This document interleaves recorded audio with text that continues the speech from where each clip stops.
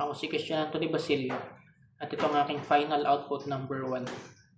Ang napili kong katanungan ay ang question number 2. Kapag ikaw ay nasa gitna ng krisis o kaguluhan, paano mo mapapanatili ang balansing paggamit ng tapang at puso sa iyong mga desisyon?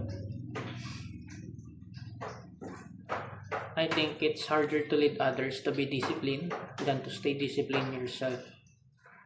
Here's why. People are complex when you're leading.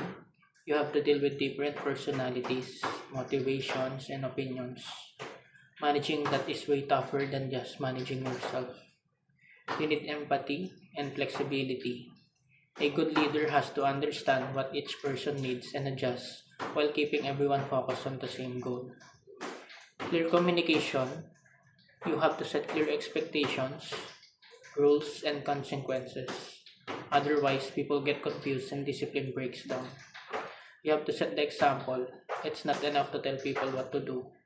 You have to live it yourself. If your actions don't match your words, people won't respect your lead. And there's accountability. As a leader, you take responsibility when things go wrong and share credit when they go right. That builds trust.